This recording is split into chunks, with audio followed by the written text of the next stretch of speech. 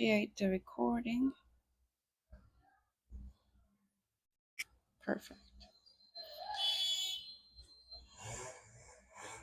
We have a couple of lines marked here for this morning. I was studying and I was taking a couple of trades, and two of them were closing as not predicted.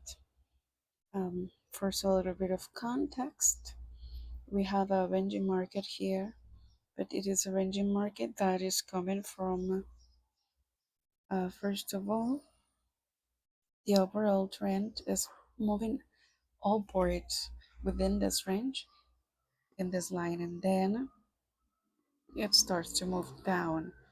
There was a breakout.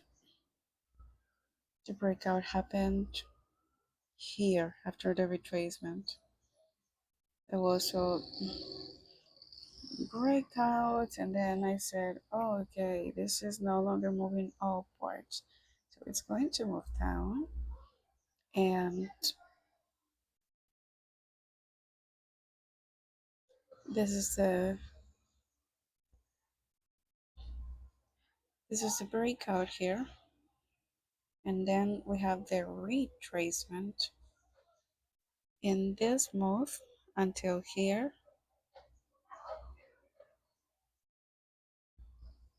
is a continuation. After that continuation, I was able to observe that the market was moving expansively because it had created a higher high and also a new low and a continuation on the lower section. But it was still within the limits of this range. So I thought, market is expanding. After expansion, there is always a decisive point where the market wants to take a turn and decide where to go. And as this portion here is the retracement of this prior continuation, then I said, okay, as this is a moment of indecision because it is the retracement and at the same time could be the continuation of this overall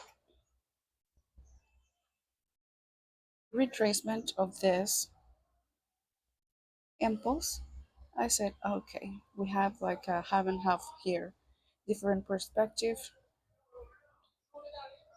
And I was thinking to myself, well, there is a round number somewhere over here. Well, at least I had it here. Oh, there is a round number there. And the market is moving down or upwards. But I have a support here,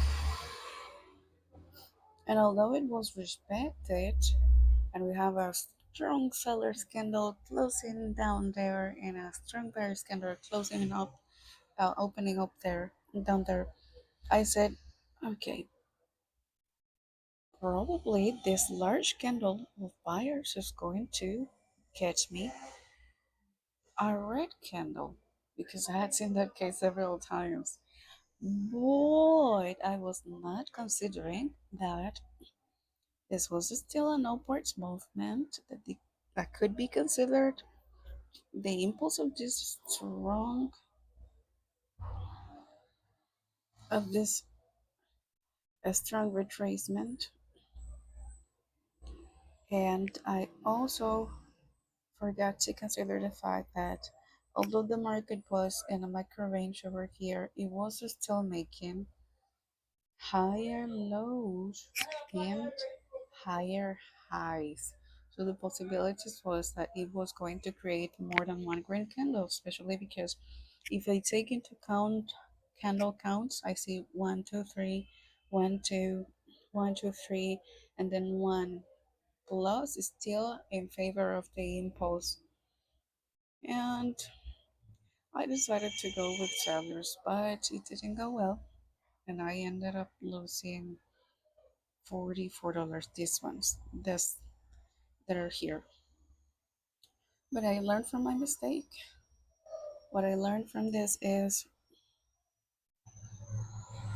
always take into account the overall trend. If it is in an impulse, go with the strength of the trend, and if you are unsure, just you can wait and see what the market is going to create.